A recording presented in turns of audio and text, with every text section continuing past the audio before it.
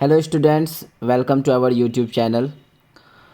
Today we are discussing the sample paper of term 2. तो आज हम लोग मैथमेटिक्स का बेसिक का पेपर सॉल्व करेंगे, जिसमें टोटल क्वेश्चंस 9 आई थिंक 18 या 19 क्वेश्चन टोटल हैं। तो we have to solve all this questions. Rule पता ही है, सीबीएसई ने जो जारी किया है, इनमें पेपर में आप लोगों ने पेपर देखा होगा। इस पेपर में 2 मार्क्स के क्वेश्चन हैं, कुछ 3 मार्क्स के क्वेश्चन एंड 4 मार्क्स के भी क्वेश्चन डाले गए हैं and all are lengthy question. I hope कि आप लोग का सिलेबस ख़त्म हो गया होगा। अगर सिलेबस नहीं ख़त्म हुआ है तो जल्द से जल्द सिलेबस ख़त्म करें और ज़्यादा से ज़्यादा प्रैक्टिस करें, क्योंकि पिछली बार की तरह इस बार थोड़ा सा ऑब्जेक्टिव नहीं सब्जेक्टिव क्वेश्चन है। तो प्रैक्टिस बहुत ज़रूरी होता है क्वेश्चंस को सॉल्व करने के लिए। क्वेश्चंस ज़्यादा भारी होते नहीं हैं, आसान से क्वेश्चन होते हैं, बट प्रैक्टिस बहुत इंपॉर्टेंट मायने रखता है क्वेश्चन को सॉल्व करने के लिए। इसलिए ज़्यादा से ज़्यादा प्रैक्टिस करें, चाहे साइंस का हो या मैथ्स का हो, प्रैक्टिस बहुत ज़रूरी है। जैसा कि पहला क्वेश्चन है, ये हमारा जो पहला क्वेश्चन है ये क्वाड्रेटिक इक्वेशन से क्वेश्चन है और इसमें हमको रूट निकालना है। रूट निकालने के डिफरेंट मेथड आप लोगों ने पढ़ा होगा। फैक्टराइजेशन मेथड है, फैक्टराइजेशन मेथड के द्वारा हम लोग रूट निकाल सकते हैं। दूसरा कंप्लीट स्क्वायरिंग मेथड के द्वारा भी रूट निकाल सकते हैं और तीसरा जो हम लोग यूज करते हैं वो है फार्मूला मेथड। तो we can find the root of quadratic equation by 3 method, but formula method and factorisation method ही हम लोग को इस बार पढ़ना है। और कंप्लीट स्क्वायरिंग मेथड तो है नहीं, डिलीटेड है इस बार। तो हम लोग दोनों मेथड से देखते हैं, इसके वैल्यू को, एक्स के वैल्यू को निकालते हैं। तो जैसा कि पहला क्वेश्चन में दिया गया है, here is the question 3x square minus 7x minus 6 is equal to 0। तो पहले हम लोग इसको सॉल्व कर रहे हैं फैक्टराइजेशन मेथड से, using factorisation method. Factorisation method then after हम लोग सॉल्व करेंगे इसको फार्मूला मेथड से भी सॉल्व करेंगे। तो क्वेश्चन में सबसे फैक्टराइजेशन मेथड में क्या करते हैं, the first term and the last term is multiply together. तो we got 18। Now 18 is factorise in such a way we got the sum और डिफरेंस इज इक्वल टू 7। तो 18 को हम लोग लिख सकते हैं 9 into 2 and 9 into 2 that is the difference of 9 and 2 is 7. So 3x square minus 7x minus 6 is equal to 0 is written 3x square minus 9x plus 2x minus 6 is equal to 0. Take the common between both. 3x is common, so what's left here? X, and here is the left 3, and 2 is common between both. What's left here? X minus 3 is equal to 0.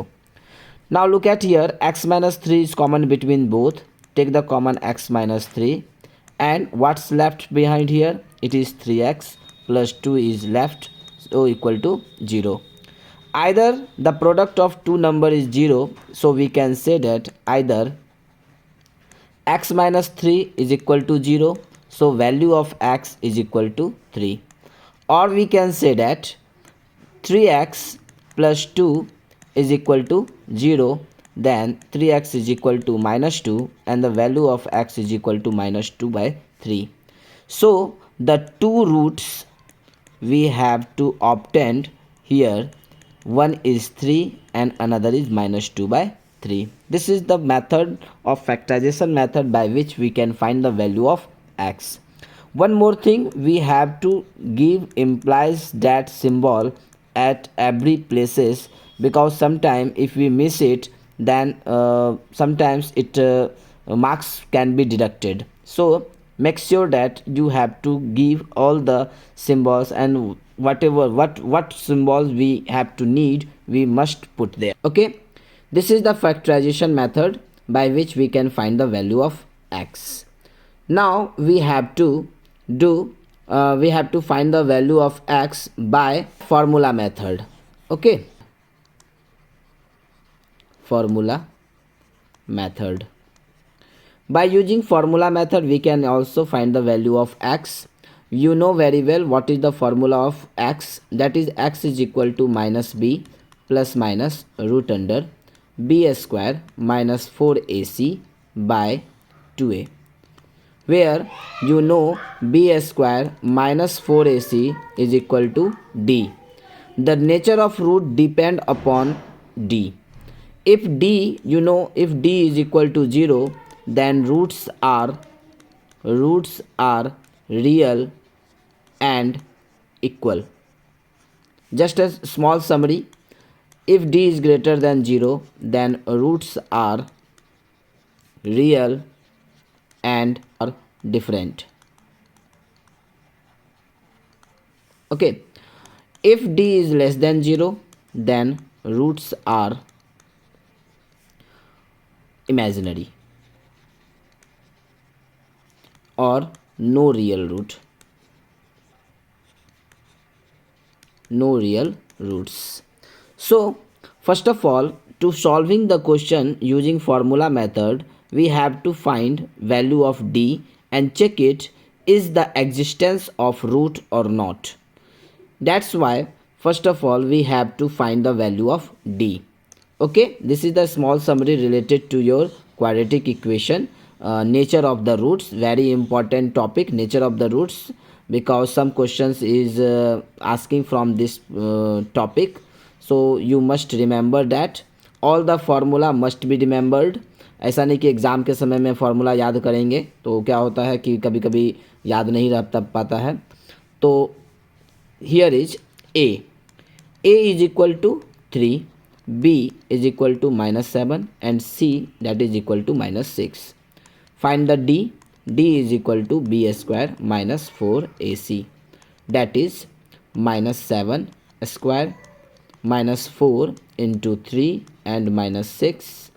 Here is 49, minus 7 square minus 49, minus 7 square is 49, minus minus become plus, and this becomes 72. 121 is the value which is greater than 0. It means that root are real.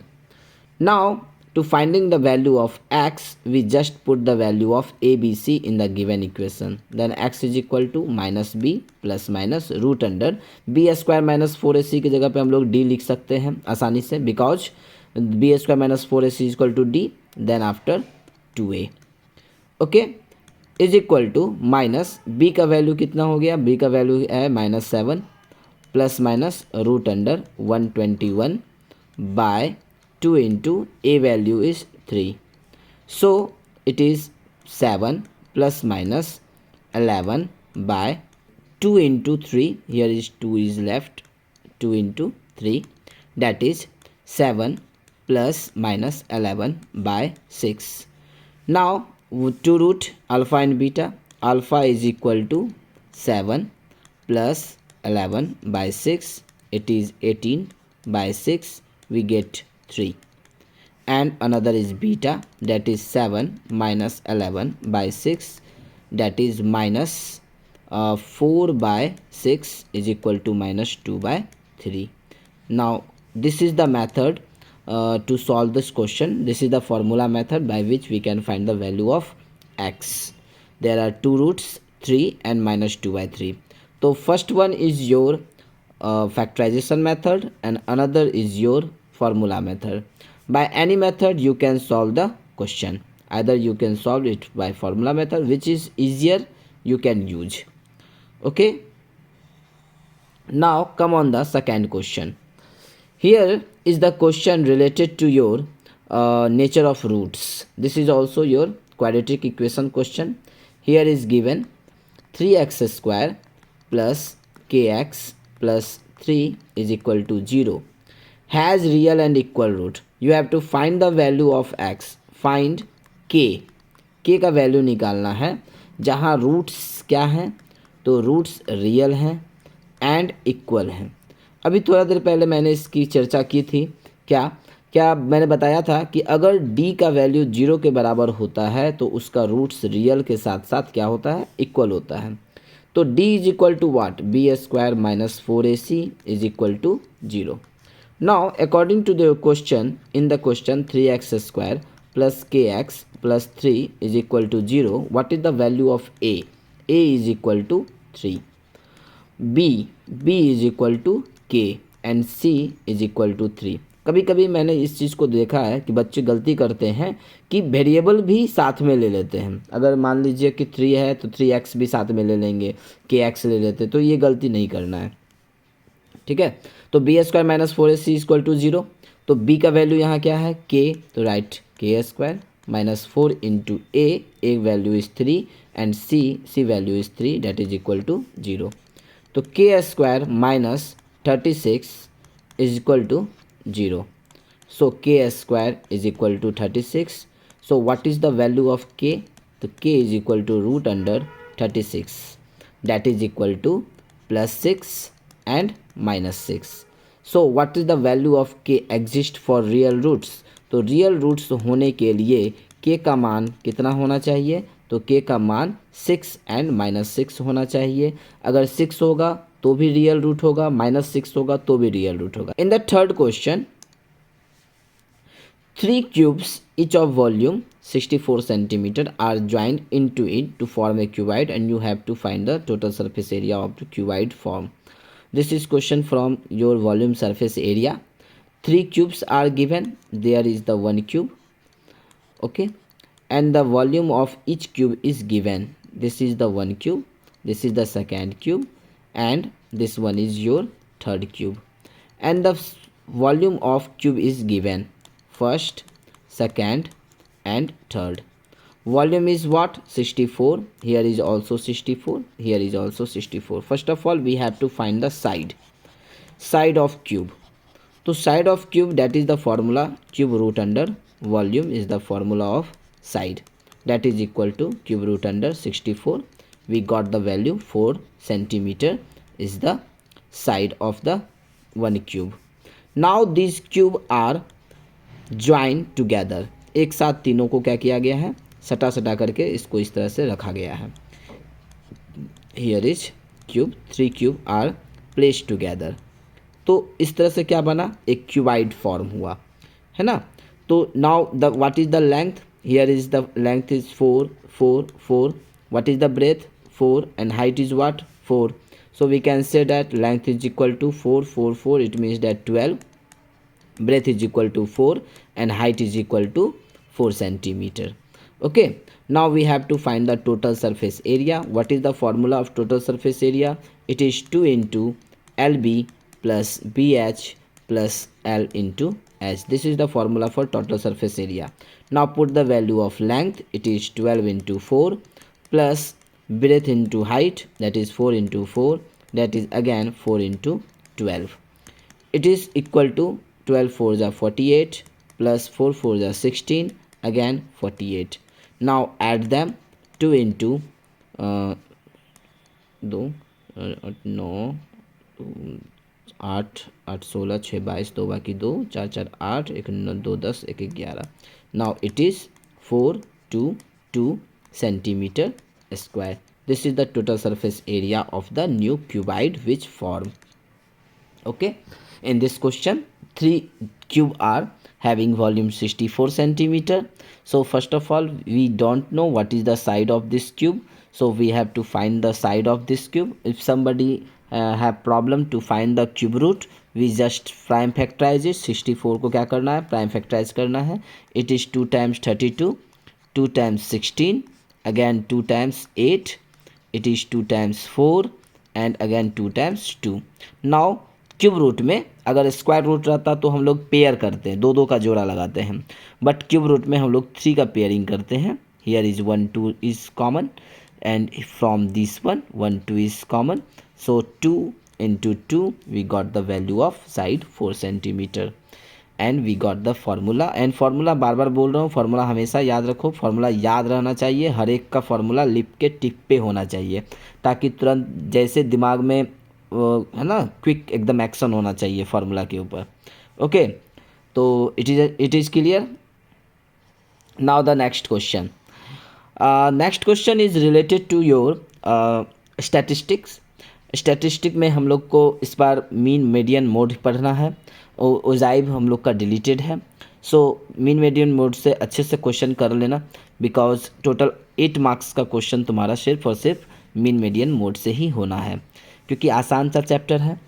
ठीक है, तो देखते हैं इस question में क्या दिया हुआ है। We have to find the median, we have to find the median. तो how to find the median, सबसे पहले क्या दिया हुआ है, रन स्कोर दिया हुआ है।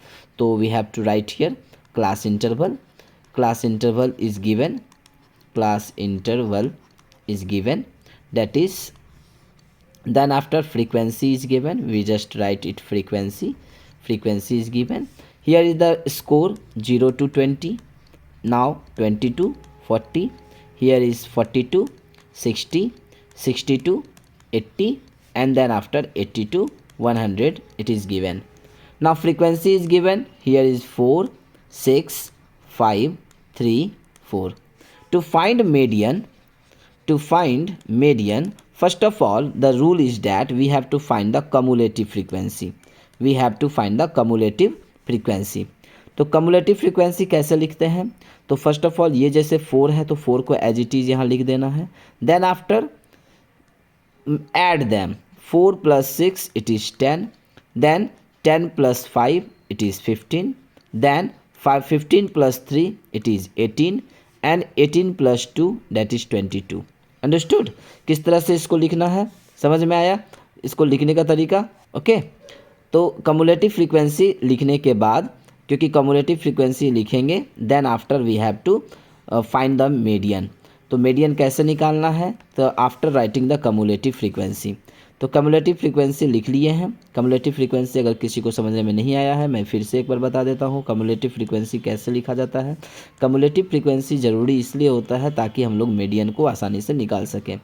कम्युलेटिव फ्रीक्वेंसी क्या है, तो किसी भी फ्रीक्वेंसी और उसके नेक्स्ट फ्रीक्वेंसी का सम होता है, डैट इज़ व्हाट। तो 4 एज इट इज़ 4 रह गया 4, then 4 is added to the 6, we got 10, 10 plus 5 15, 15 plus 3 18, 18 plus 4 22, and the sum of the total sum of this frequency is also equal to 22. Here is the both term will be same. Now the total sum is denoted by n, n is equal to what, 22. Okay, now find n by 2. तो n by 2 is equal to 11.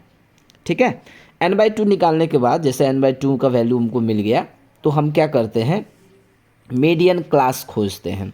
Where is median class, कि median class क्या है। तो median class कैसे पता चलेगा, तो we have to take select, we have to select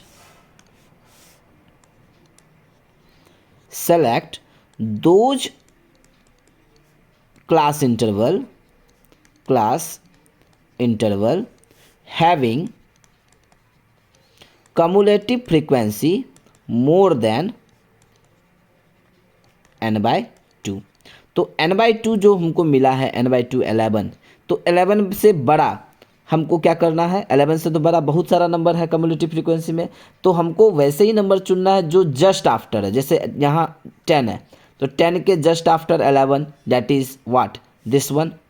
तो we can say that this is our cumulative frequency, that is this is our median class. इसको हम लोग क्या कहेंगे, मीडियन क्लास कहेंगे। क्यों, क्योंकि हियर इज़ द वैल्यू 11 और 11 के ठीक नेक्स्ट 11 से बड़ा, तो 11 से बड़ा कौन है यहाँ 15 है, तो we have to select 15, this is your median class. तो हम लोग क्या करेंगे, सेलेक्ट वैसे मीडियन क्लास को क्लास इंटरवल को सेलेक्ट करना है जिसका cumulative frequency more than n by 2 हो। तो n बाई 2 से बड़ा वैल्यू कौन है, 15 है, 18 22 भी है, but we have to take only just after. तो जस्ट आफ्टर कौन हो गया 15, तो we have to take the median class. अब ये क्लास इंटरवल का जो सबसे लोअर लिमिट होगा, here is the lower limit 40, तो we have to denoted it L, L is equal to 40। Okay, this is your lower limit of class interval. Then we have to find h. H is the class length. Class length is what? 60 minus 40. That is equal to 20. Okay. Then after we have to find the CF, cumulative frequency. This what is CF? This was the preceding median class median class cumulative frequency. Preceding means that पहले वाला। तो ये जो median class मेरा था, इससे पहले वाला का जो कम्युलेटिव फ्रीक्वेंसी है, we have to denoted it by CF, okay, cumulative frequency of the preceding median class, CF getting 10. Then F is equal to what? That is the frequency of the median class. median class का frequency क्या है? तो ये 5 है. Okay, now what is the formula of median? You must remember about the formula is equal to L plus H into n/2 minus CF by F. This is the formula. I explain all the things. L क्या था? तो lower limit of median class का lower limit L कहलाता है. H क्या था? तो H जो था वो क्लास डिफरेंस था, मतलब क्लास इंटरवल का लेंथ था. What is the difference between lower limit and upper limit? That's is 20. तो 20 है. CF क्या था? तो CF जो होता है ये तुम्हारा क्या होता है? प्रीसीडिंग मीडियन क्लास का फ्रीक्वेंसी होता है. जो मीडियन क्लास का फ्रीक्वेंसी है, कम्युलेटिव फ्रीक्वेंसी है, उसके ऊपर वाला. ठीक है, तो डेट इज 10. तो 10 लिख दिए. F क्या था? तो frequency of the median class था. Frequency of the median class that is frequency, median class का फ्रीक्वेंसी कितना है? 5 है. ओके, और n/2 ऑलरेडी हम तो निकाल ही चुके हैं. Now put the value. L that is what? 40 plus H is 20 into n/2 is what? 11 minus CF is what? 10 divide by F यानी कि 5. okay, now it is equal to 40 plus 20 into 11 में से 10 गया, that is 1 by 5 cancel, 20 it is 4, so median is equal to 44. This is the answer of your median is equal to 44. Is this clear? How to solve this question? Very important question. Such type of question must be come in your examination. How to find the median? Is this clear? Okay, I hope कि ये आप लोग को समझ में आ गया होगा आसानी से. फार्मूला याद रहेगा तो सवाल बनाना आसान हो जाएगा. और फार्मूला में ये सब चीज़ों को याद रखना है कि L क्या है, H क्या है, CF क्या है और F क्या है. ठीक है, ताकि दिक्कत ना हो. ठीक है, okay. Now the next question. This is the question for related to AP. Here is the common difference of AP is given 4, 9, 14 ... Find the common difference. You know the first term is denoted by A is equal to 4. The common difference is equal to second term minus first term, that is 9 minus 4, that is equal to 5. Okay. तो first question is that you have to find the common difference of the given AP. तो जो AP दिया हुआ है उसका common difference तो मैंने निकाल लिया. Now what is this? If the first term change to 6. Now A को क्या कर दिया गया? According to the question A is equal to 6 and the common difference remain the same. और common difference as it is है, that is 5. Common difference is equal to 5. Now we have to write the new AP. तो नया AP क्या हो जाएगा? तो first term it is 6, next term is equal to 6 plus 5. Next term, because the AP is what? AP is we have to write A plus D, A plus 2D, A plus 3D, है ना. such a way we have to write the AP. तो here is the first term is 6, we have to write here 6. Common difference is 5, so we have to add them 5. 6 plus 5, then again 6 plus 2 into 5 and so on. So the AP is 6, 11, then after add 5 करते चले जाओ. 5 add करेंगे तो it become 16, then again add 22 and so on. तो इस तरह से AP मेरा क्या हो गया? लिखा गया. तो ये मेरा नया AP हो गया, है ना. बहुत ही सिंपल सा क्वेश्चन था AP से. ये बेसिक का क्वेश्चन है. राइट द न्यू AP था, तो ये आसानी से हो गया. Is this clear? आसान है ना. Okay, now we are discussing the next question, that is now another question from related to your mode. Here is mode से क्वेश्चन ये है जिसमें मोड गिवन है. तो आपको मोड दिया हुआ है कि मोड जो है वो 38 है and we have to find the missing frequency, we have to find x। तो मोड का फॉर्मूला सबसे पहले तो फॉर्मूला डिस्कस कर लेते हैं। Mode is equal to L plus, उससे पहले फर्स्ट ऑफ ऑल हम लोग मोड के बारे में थोड़ा सा समझ लेते हैं। मोड होता क्या है, तो मैक्सिमम फ्रीक्वेंसी जहाँ एग्जिस्ट होता है, मैक्सिमम फ्रीक्वेंसी है ना, वहीं पे मोड होता है। That mode exist at maximum frequency, it means that जहाँ भी मैक्सिमम फ्रीक्वेंसी होगा मोड वहीं एग्जिस्ट करेगा।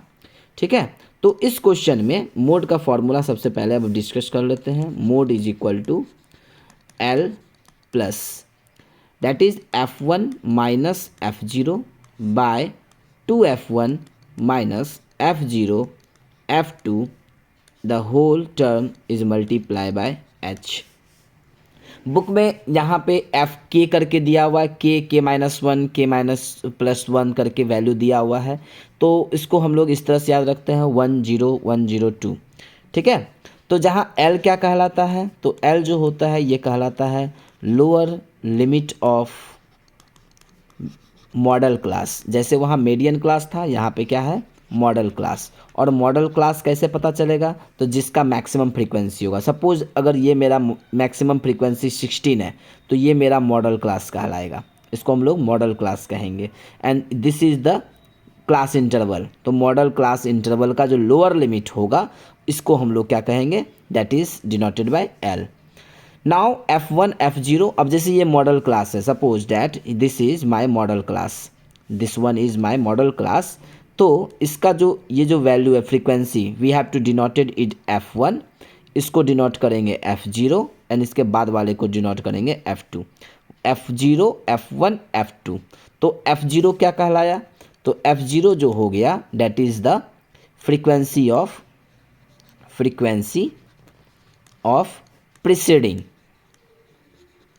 Preceding model class. तो मॉडल क्लास का पहले वाला जो है ना, ये मेरा क्या कहलाएगा, प्रीसीडिंग, पहले वाला जो मॉडल क्लास का फ्रीक्वेंसी है ये मेरा F0 है। F1 क्या है, that is the frequency of model class. जो मॉडल क्लास है उसके फ्रीक्वेंसी को हम लोग किससे डिनोट करेंगे, तो we have to denote it F1। F2 is what, तो frequency of successor model class. तो जो मॉडल क्लास है उसके नेक्स्ट वाला, ठीक है, सक्सेसर में इट मीन्स डैट नेक्स्ट, तो नेक्स्ट वाला जो होगा ये F0 से डिनोट करेंगे। और एस तो पता ही है कि क्लास का लेंथ क्या कहलाता है, that is denoted by h। तो h समझ में आ गया। This is the formula we have to remember to find the mode. तो मोड निकालने के लिए फॉर्मूला याद होना चाहिए। Okay, now come on the point, here is the question. In this question mode is given and we have to find the missing frequency. So how to find the missing frequency? So first of all look at the mode. Mode is what? Mode is your 38. Formula is written. Mode is your 38. Now tell me, mode 38 lies between 30 to 40. 38 lies between 30 to 40. So this is your model class. तो जहाँ mode बोले थे ना, जहाँ mode exist करेगा वही मेरा model class होगा। तो मोड मेरा 38 है जो कि एग्जिस्ट किसके बीच में कर रहा है, 30 to 40 के बीच में एग्जिस्ट कर रहा है। दैट्स वाई यही मेरा क्या कहलाएगा, मॉडल क्लास कहलाएगा। तो एल का वैल्यू पता चल गया, that is what, 30। Now this become F0, F1 and F2। Now tell me, F1 is equal to 16, F0 is equal to 12, F2 is equal to x and h is equal to the difference between the class length is 10. Now put the value, mode is equal to 30 plus F1 16 minus 12 by 2 into 16 minus 12 minus x, multiply it by 10. Here is the mode given 38. Now subtract 38, here is 30 plus 12 minus 16 minus 12, it is 4 by 32 minus 12. 32 minus 12 minus x into 10. Take the 30 in this side. So 38 minus 30. 38 minus 30 is equal to 4 by, here is what, just 10 into 4, that is equal to 40. 32 minus 12, that is 20, minus x. Here is 38 minus 30, it is 8. Cross multiply, here 20 minus x is equal to 40. Now it is 160 minus 8x is equal to 40. Just solve them. 160 minus 40 is equal to 8x, that is 120 is equal to 8x. So x is equal to 120 divided by 8 and it is 15. So what is the value of x got? X got value is 15. This is the value of missing frequency, and this is the very important question for your examination. Very important question. Such type of question must be given in your examination. तो ऐसे question को अच्छे से करके रखना है, ठीक है? Okay, clear? Now come on the next question. Here is the question related to your circle. Here is the question: xy and mn, xy and mn two parallel, two tangent, not given parallel, you have to prove it is parallel. तो दो tangent है. The diameter D is the diameter and O is the centre, O is the centre, and you have to prove that X Y parallel M N. Okay, now first of all given. तो proof वाला जो भी question होता है सबसे पहले हम उसमें गिवन लिखते हैं. गिवन में क्या है? X Y and M N are tangent. Tangent D E is diameter, ये दिया हुआ है कि ये मेरा डायमीटर है, एंड ओ इज सेंटर, और ओ मेरा क्या है? सेंटर है. क्या प्रूव करना है? We have to prove that X Y parallel to M N. Okay, we have to prove X Y parallel M N. Now you know that proof. Now you know that we know that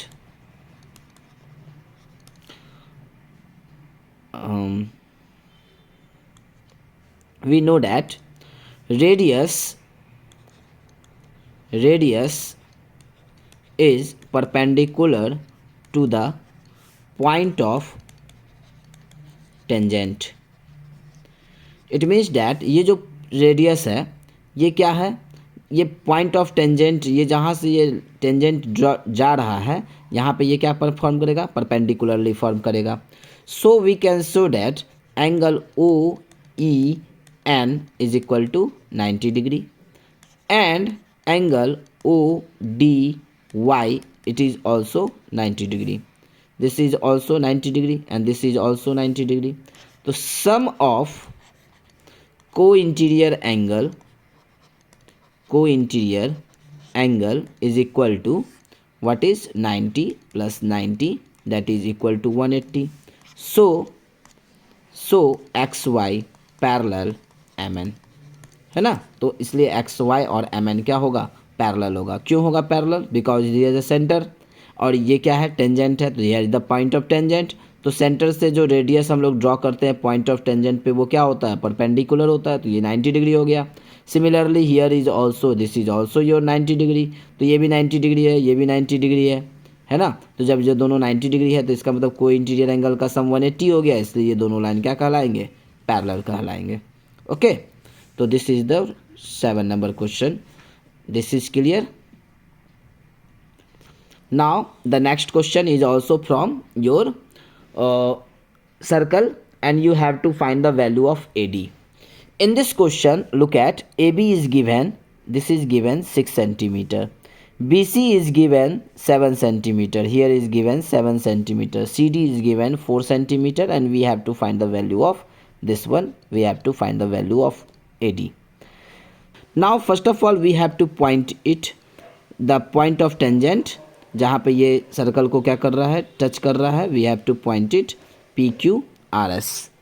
okay, now we know that tangent drawn from outside point, we know that pair of tangent drawn from outside point are equal. So we can say that AQ that is equal to AP है ना, BQ is equal to B PQR. Here is R, here is RS, PQR, and here is S. Sorry. Okay. तो BQ is equal to R BR. Here is BR, and CR is equal to CS, and DP is equal to DS. Is it clear?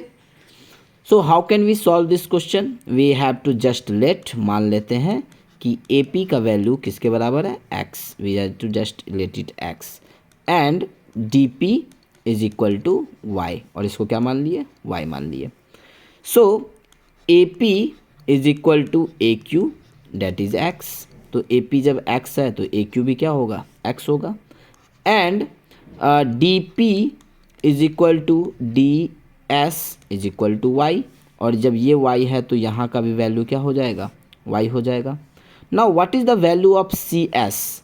तो we can say that CS is equal to 4 minus Y, because the whole length is given 4, and इतना दूर तो Y हो गया, तो इधर कितना बच गया, 4 minus Y, that is equal to 4 minus Y. C, अब देखो CS किसके बराबर है, CR के, that is equal to CR. हम लिख सकते हैं CR. और सिमिलरली AQ का वैल्यू X है तो BQ कितना हो जाएगा, तो BQ is equal to 6 minus X, and this is equal to BR, that is equal to BR. Okay, now tell me what is BC. BC is equal to CR plus BR. Now put the value. BC is given your 7, write it here 7. CR is equal to what, तो here is CR is equal to 4 minus Y, so that is 4 minus Y, plus BR is equal to 6 minus X. Take the X minus Y both in negative, come in this side, X plus Y, that is equal to 10 minus 7, so X plus Y is equal to 3, and X plus Y is what, X plus Y is what, that is AD. So what is the value of AD, that is 3 centimeter. This way we can find the value of AD. Is this clear? समझ में आया कैसे हुआ? तो ये simple सा question है, ज़्यादा भारी क्वेश्चन है नहीं, लेकिन हाँ बहुत ही अच्छा क्वेश्चन है. इसमें हमको मिसिंग साइड का वैल्यू निकालना था. तो पेयर ऑफ टेंजेंट जो कि आउटसाइड पॉइंट से जो भी ड्रॉ करते हैं वो बराबर होता है, तो पेयर ऑफ टेंजेंट की मदद से हम इसको सॉल्व कर सकते हैं. Very easy question, I think समझ में आ गया होगा ये. Okay, now come on the next question, that is related to your AP. Again AP. तो सबसे पहले AP क्या दिया हुआ है, तो इट इज़ गिवन 5, 8, 11, और टोटल कितने टर्म्स हैं, 40 टर्म्स हैं. तो कभी कभी कन्फ्यूजन ये हो जाता है कि पता नहीं चल पाता कि ये 40 जो टर्म्स हैं ये क्या है. तो एक्चुअल में ये लास्ट टर्म तो नहीं दिया हुआ है, ये नंबर ऑफ टर्म दिया हुआ है. तो we have to first write here A is equal to 5, D is equal to 8 minus 5, we have to 3, and number of term is given 40, है ना. क्या निकालना है, we have to find the last term. तो last term means that last term we have to denoted it by L, और we can say it is Tn, और we can say that it is nth term we have to find. तो we know that what is the formula of Tn. Tn is equal to A plus n minus 1 into D. Now put the value. A is equal to 5 plus n is equal to what, 40 minus 1 into D is equal to 3, that is equal to 5 plus 39 into 3, that is 5 plus 9 3 is 27, 7 2 9 plus 2 11, that is 122. This is your last term. Okay, now the next point is what, also find the sum of the last term 10 term. तो last 10 term का हमको सम निकालना है. तो last 10 term का सम कैसे निकालेंगे, तो या तो हमको क्या करना पड़ेगा, स्टार्टिंग से सारे नंबर को जोड़ करके टोटल 40 टर्म है, 30 टर्म को माइनस करना पड़ेगा। तो उतना ज़्यादा कौन करेगा, उतना ज़्यादा करने से बेटर ये है कि हम पहले AP लिख लेते हैं लास्ट से। तो लास्ट टर्म तो मेरा 122 है, we have to write here 122। And जब पीछे से लिखेंगे तो AP यहाँ मेरा 3 था, तो जब उल्टा चलेंगे तो जो D था मेरा ना, D जो पॉजिटिव था वो निगेटिव हो जाएगा। तो इट मीन्स दैट जब बैक चल रहे हैं तो 122 हो जाएगा, then it become 119, then it become 116, 3 minus करते चले जा रहे हैं, ठीक है। और कितने टर्म तक टोटल, कितने टर्म का सम निकालना है, तो 10 टर्म का निकालना है। तो n बराबर कितना ले लेंगे, यहाँ पे 10 ले लेंगे। Now what is the formula of Sn, Sn is equal to n/2 that is 2a plus n-1 into D, this is the formula to find the sum. तो n कितना टर्म का बोल रहा था, लास्ट 10 टर्म का बोला जा रहा था, तो we have to only take the 10 term, तो n का वैल्यू 10 ले लेना है। तो 10/2 into 2 into 122 plus n that is 10-1 into D, D is what, D is -3, here D is what, तो यहाँ पे d का वैल्यू क्या हो जाएगा, -3 हो जाएगा, नॉट +3, ठीक है ना। d का वैल्यू क्या लिखेंगे, -3, okay.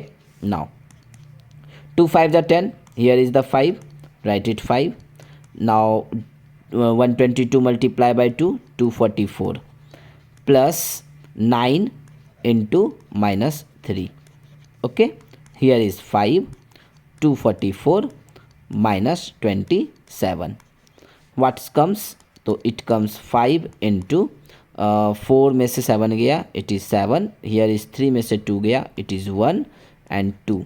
Now what's the multiply it, 1085, 1085 is the sum of last 10 term, है ना।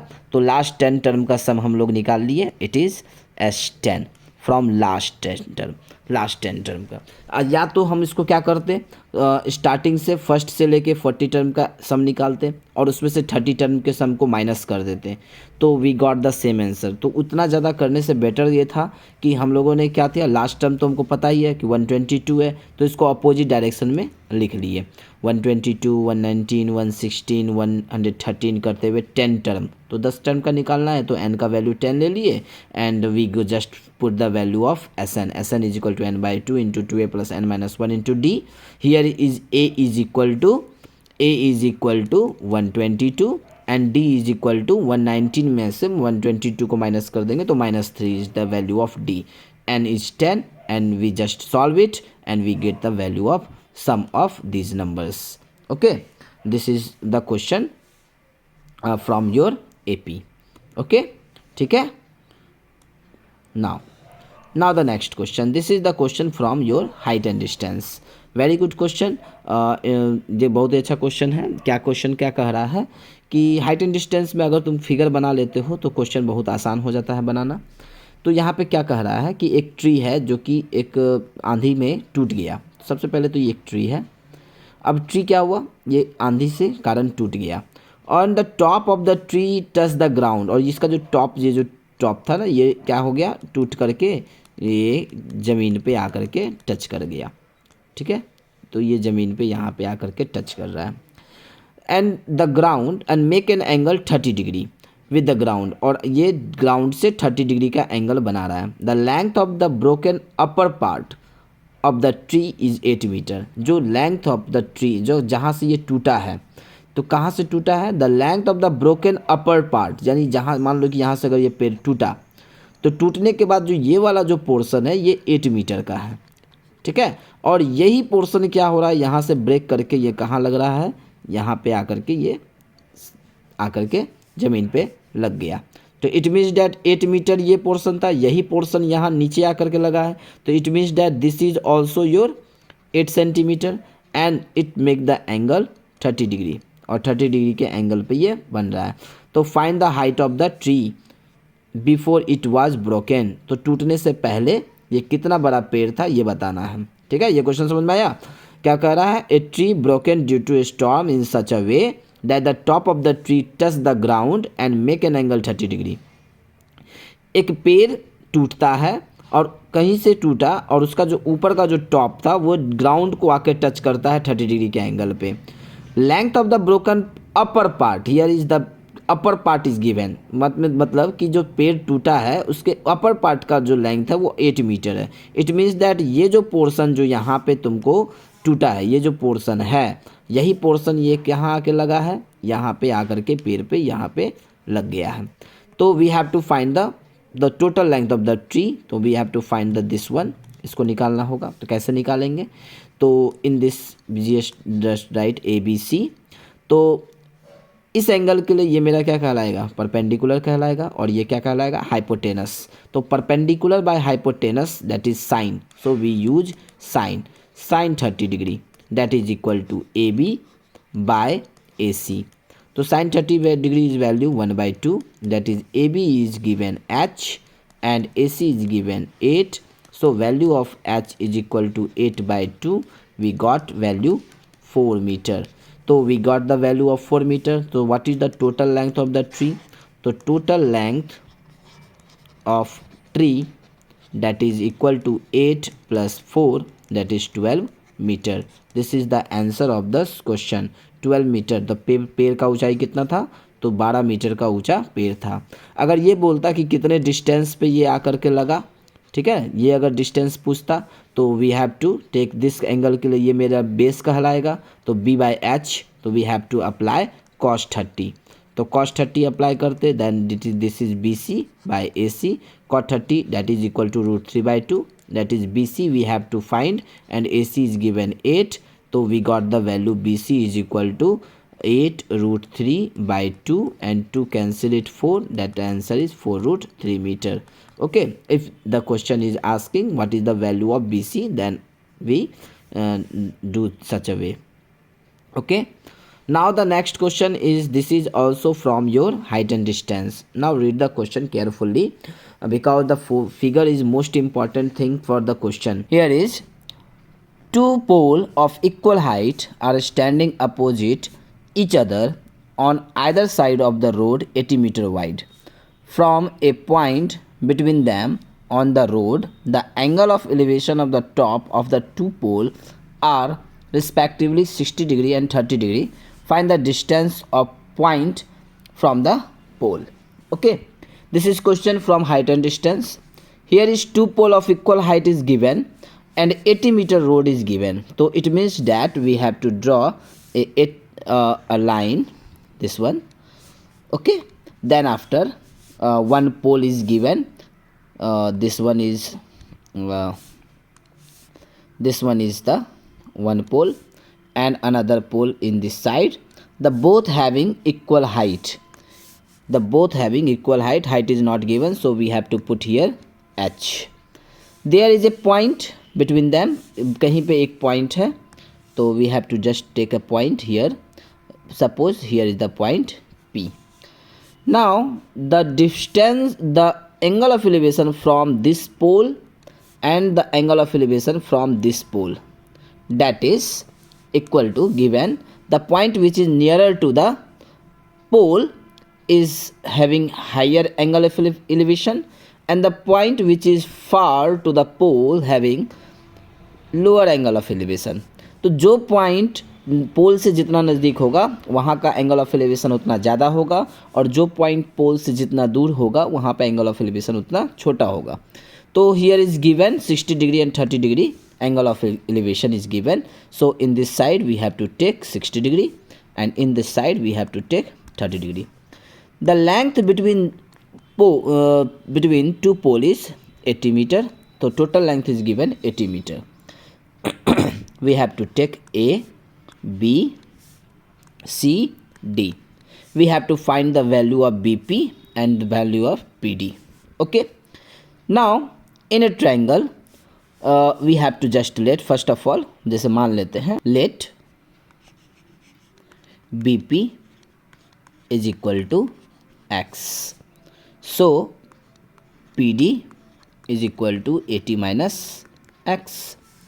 The both triangle having same height. So height is common between both.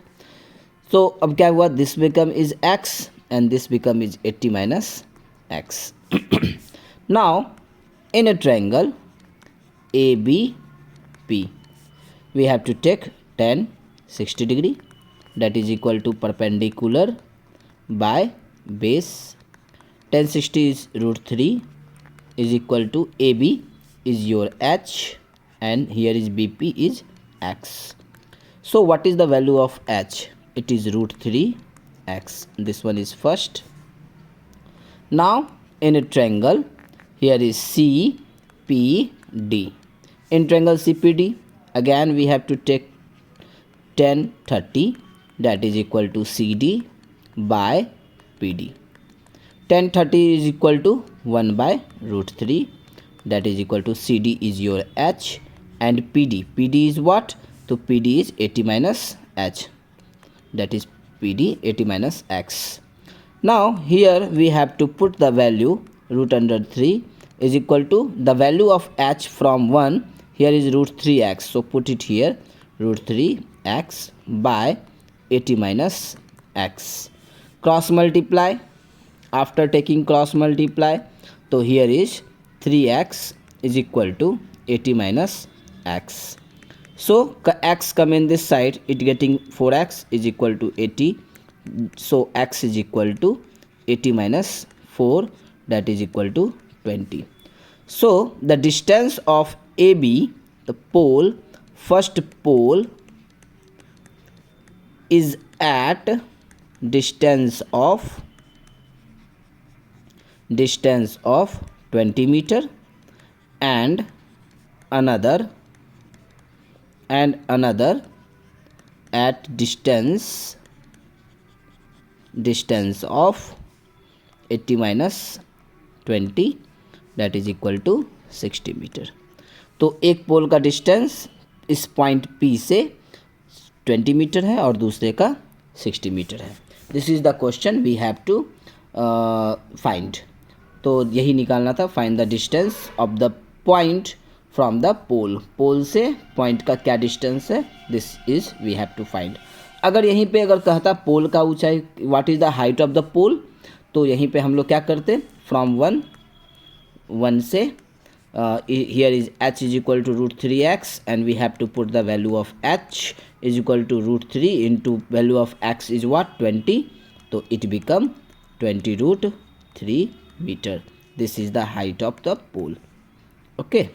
तो अगर पोल का हाइट पूछता तो इसे यहाँ से निकाल लेते. ओके, दिस क्लियर, ये समझ में आ गया होगा. ओके, तो देखते हैं नेक्स्ट क्वेश्चन की ओर. Now the next question is from your circle. Here is PA and PB are two tangent. Here is given PA and PB are two tangent is given. Center is O. PA is 6 centimeter. 6 centimeter is given. APB is given 60 degree. This angle is 60 degree. You have to find the length of AB. What is the length of AB? We have to find.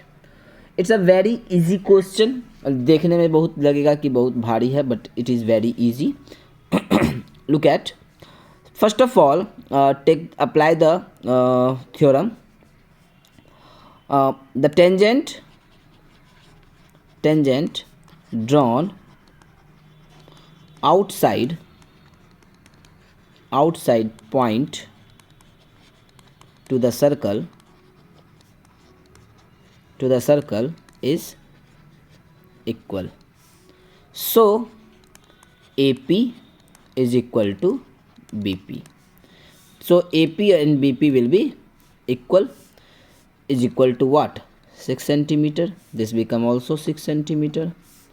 Now in a triangle APB में AP is equal to BP. So triangle is isosceles triangle. इसलिए triangle कैसा हो गया, isosceles हो गया. जब isosceles है तो angle PAB is equal to angle PBA. तो ये दोनों एंगल क्या हो जाएगा, बराबर हो जाएगा. That is equal to X. Let now we can say that angle APB plus angle PBA plus angle PAB that is equal to 180 degree. the sum of all these three angles, this become x, this become x, and this angle is also given. So sum of all these angle is equal to 180 degree. So it is x plus 60 is equal to 180. So we got 2x is equal to 120. So what is the value of x come? 60 degree. This is a value. So it means that each angles of triangle is equal to 60 degree. So triangle is equilateral triangle, इसलिए triangle कैसा हो गया? Equilateral हो गया. और जब equilateral triangle है तो इसका मतलब A P is equal to B P is equal to A B, that is equal to 6 centimetre. Then what is the value of A B? यही हमको निकालना था. ए बी कॉर्ड का लंबाई क्या है? तो it is 6 centimetre. This is the answer. Okay, this a very simple question. Okay, now next question. Look at the next question. This is the question from your quadratic equation. I think yes, this is the question from your quadratic equation. Here is the sum of the square of three positive number that consecutive multiple of 5. तो तीन लगातार number हैं, 5 के multiple हैं, उनके square का सम. Question ये दिया हुआ है कि तीन लगातार मल्टीपल है, 3 continuous multiple of 5.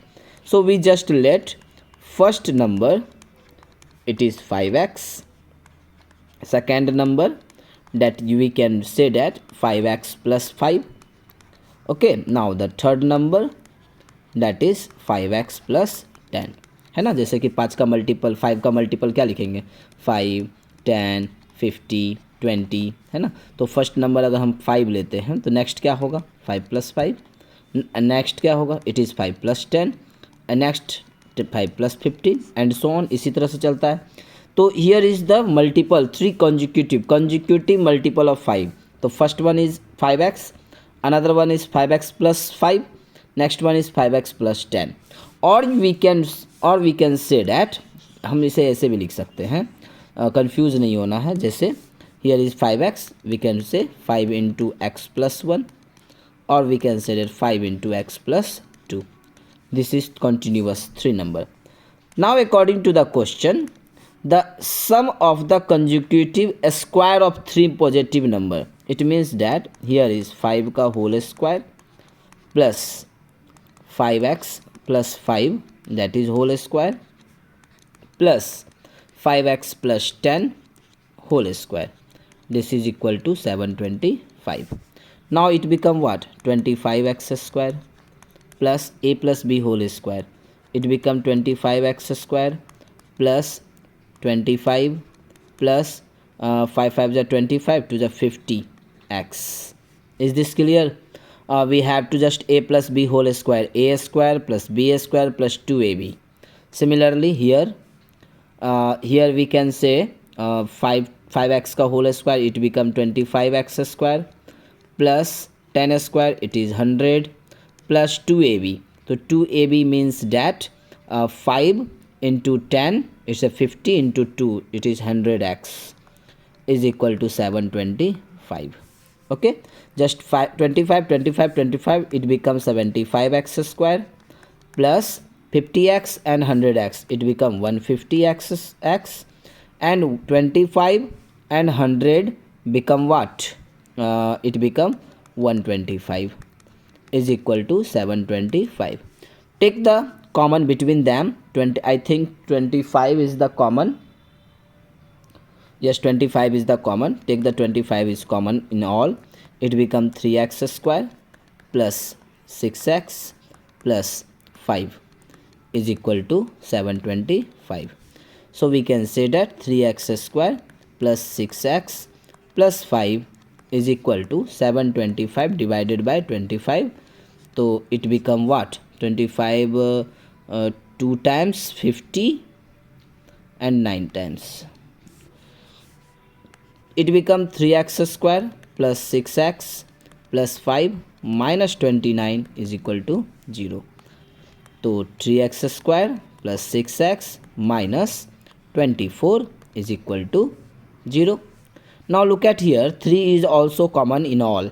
take the 3 outside.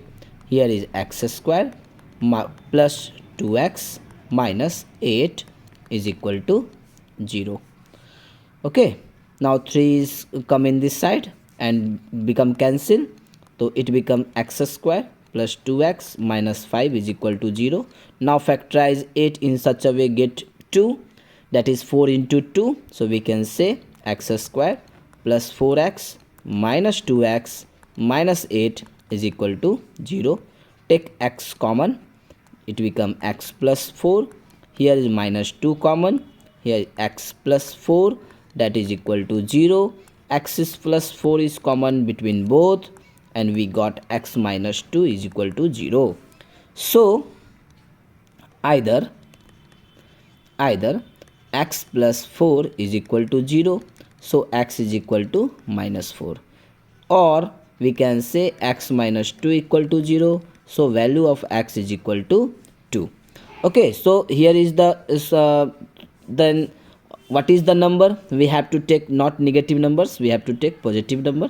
Negative number का भी स्क्वायर पॉजिटिव ही होता है, that's why we have to take the positive number. तो अगर केस 1 केस 2 करके भी हम लोग कर सकते हैं, तो अदरवाइज डायरेक्ट हम लोग निकाल लेते हैं. नंबर्स आर, तो फर्स्ट नंबर कितना हो जाएगा? It is 5 into 2, that is 10.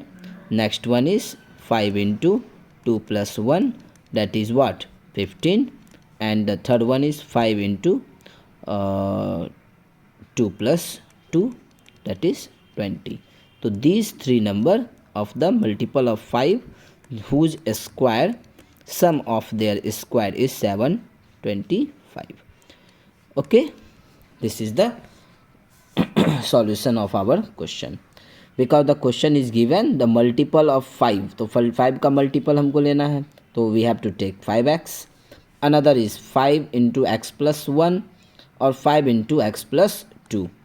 Okay, तो now that is 5x का whole square, 5x plus 5 का whole square, 5x plus 10 का whole square.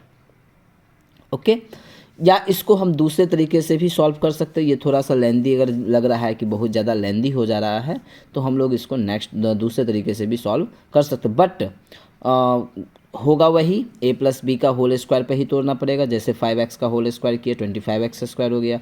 a plus B का होल स्क्वायर 5x का whole square it is 25x square. 5 का square 25, 5 5 जा 25 into 2ab, तो 2ab it is 50x. Similarly a square plus b square plus 2ab it is 100x. Now 25 become 75x square. 25 after that 50x and 100x become 150. 25 into plus 100 it is 125, it is 725. Now 725 is common in all, we have to take 25 in common. Here is 25 is multiply, come in this side, divide हो गया 29 हो गया. Then after 3x square plus 5x plus 5 is equal to 29. 29 come in this side, here is minus 29. 5 minus 29 it is 24. And now again 3 is common in all, we have to take 3 outside, so left here x square plus 2x minus 8 is equal to 0. Now factorize 8 in such a way we get 2. So it is x square plus 4x minus 2x minus 8 is equal to 0. X is common between both, so x plus 4 left here. Here is minus 2 common, so x plus 4 left here. X plus 4 is taken outside and x minus 2 equal to 0. Either x plus 4 is 0, then x is equal to minus 4. So we can say that sir क्या ये answer नहीं हो सकता? x का value -4 देंगे तो we got -20, we got what? -15 and -10. Same answer but in the minus condition. Here is the minus.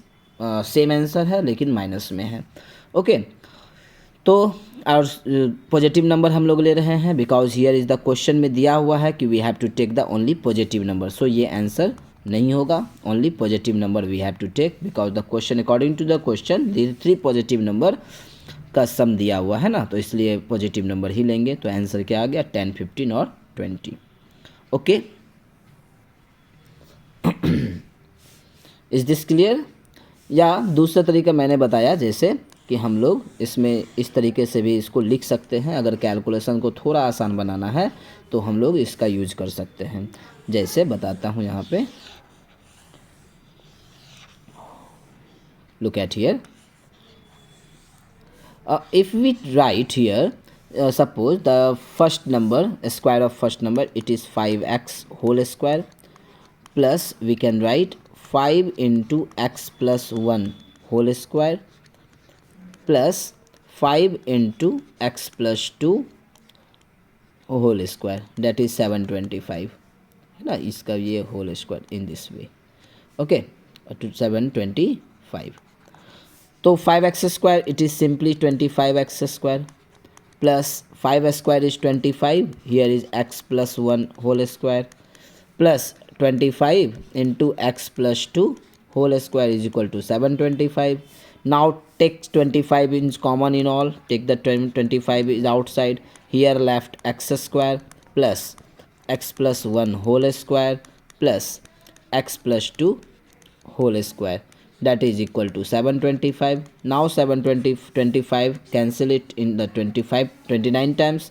Now break it, x square plus a plus b whole square, a square plus b square plus 2ab plus x square plus b square plus 2ab is equal to 29. Now x square it become 3x square and 2x plus 4x it become what, 6x, 1 plus 4 it become 5 is equal to 29. Now from this portion we got the same value and 29 come in this side, and same process we have to apply.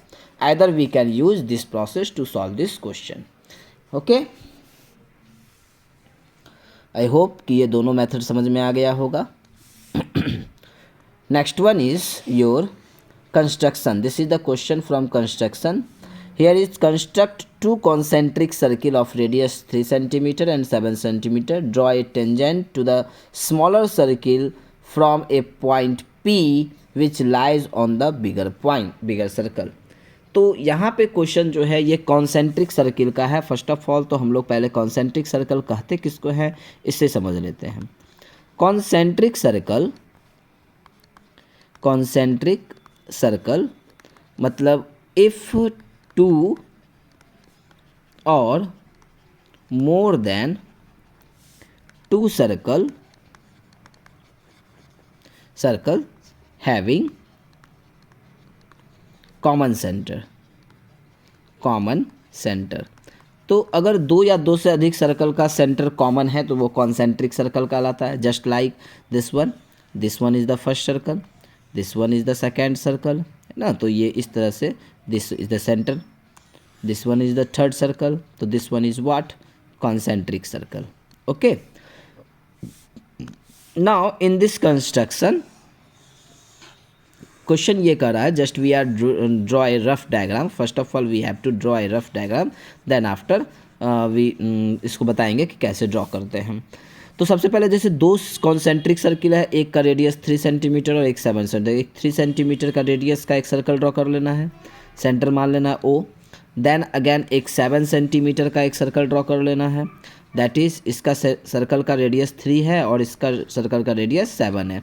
Now draw a tangent. अब क्या कर रहा है कि छोटे वाले circle पे from point P से टेंजेंट डालना है, दो टेंजेंट ड्रॉ करना है to the P lies on the bigger circle. तो बिगर सर्कल पे एक पॉइंट P है, इस पॉइंट P से इस छोटे वाले पे क्या करना है, टेंजेंट ड्रॉ करना है. So this is the rough diagram of this question.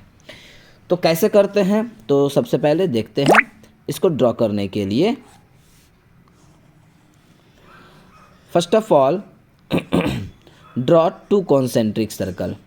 सबसे पहले क्या करना है, दो कॉन्सेंट्रिक सर्कल ड्रॉ कर लेना. Suppose here is the first circle is that is the radius 3 centimetre and again another circle we have to draw. This is the radius, this is the another circle having radius 7 centimeter. Okay, here is the point O. We have to take the point O. यहाँ पे एक point ले लेते हैं, यहाँ पे एक point ले लिए, दिस इज द सेंटर इसका है, this is the centre, that is we have to take the point O. Okay, now take the point P. यहाँ से क्या करना है, इसको बड़े वाले सर्किल का रेडियस ड्रॉ कर देना है. ये रेडियस ड्रॉ कर दिए, बड़े वाले सर्किल का रेडियस ड्रॉ कर दिए. देन एंड इसी को पॉइंट कर दिए, this one is your P। Okay, now bisect OP। अब ड्रॉ करने के लिए क्या करेंगे, what we have to do, we have to bisect OP। We have to draw perpendicular bisector of OP। तो कैसे ड्रॉ करते हैं, परपेंडिकुलर बाइसेक्टर ड्रॉ करने आता होगा, from this point we have to make an arc and from point P we have to make another arc. फिर again from O we have to make an arc and from P we have to make an another arc and from this point. अब यहाँ जो arc बना है इसको हम क्या करेंगे, after that we have to join it, मिला देना है। Now we got the mid point of OP। Now taking O as a, now this is the mid point of OP, taking this point as a centre. अब क्या करना है, इसको as a centre ले लेना है, किसको, तो this point we have to take the centre of OP। अब इसको सेंटर मान करके दिस वन, ये जो पॉइंट आया है this is the centre of the OP को का मिड पॉइंट है, इसको सेंटर मान करके we have to draw a another circle. क्या करना है, अब यहाँ पे इसको सेंटर मान करके एक दूसरा सर्कल हम लोग ड्रॉ करते हैं, like this one we have to draw a another circle. Okay, this one draw किए।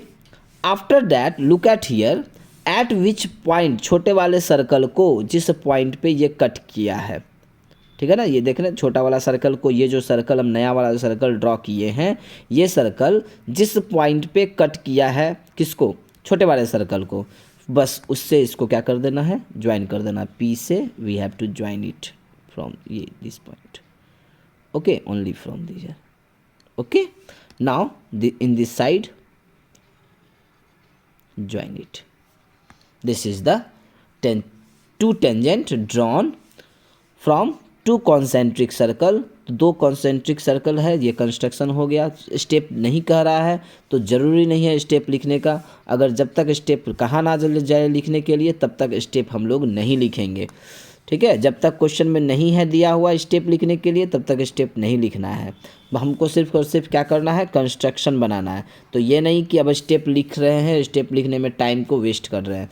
जब तक क्वेश्चन में ना लिखा जाए कि स्टेप लिखना है तब तक स्टेप लिखने की कोई ज़रूरत नहीं है, हमको सिर्फ और सिर्फ क्या करना है, तो ड्रॉ करना है, कंस्ट्रक्शन करना है। तो कंस्ट्रक्शन कैसे होगा एक बार फिर से देखते हैं। सबसे पहले क्या करना है, दो कॉन्सेंट्रिक सर्कल बनाना है, एक का रेडियस 3 है तो पहला वाला सर्कल 3 सेंटीमीटर का सेंटर O ले लिए और इससे 3 सेंटीमीटर का एक सर्कल बनाए। देन आफ्टर 7 सेंटीमीटर रेडियस है तो 7 सेंटीमीटर से दूसरा सर्कल बनाए। After that centre O P एक पॉइंट मान लिए, जैसे P हम यहीं पे एक पॉइंट मान लिए बड़े वाले सर्कल पे, और O से OP को मिला देना है। नाउ OP को बाइसेक्ट करना है, बाइसेक्ट OP करना है।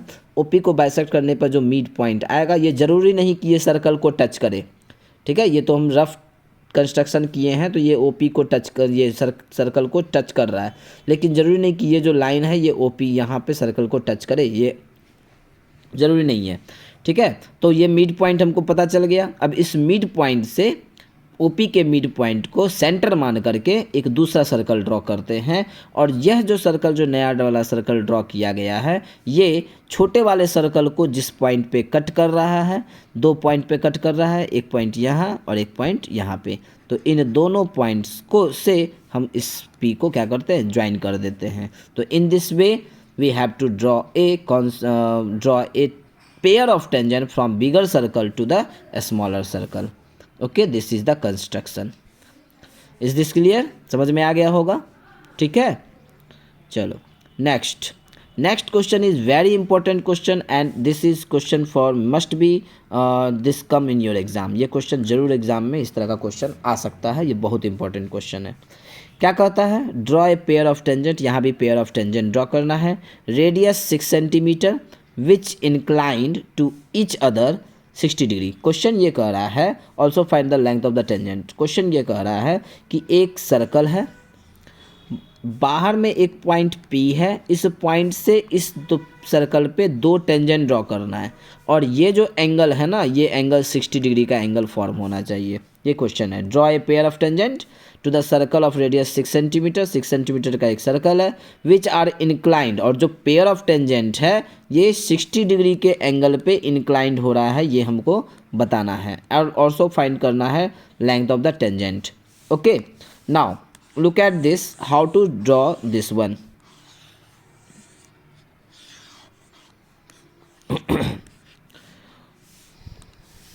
Look at, first of all we have to draw a circle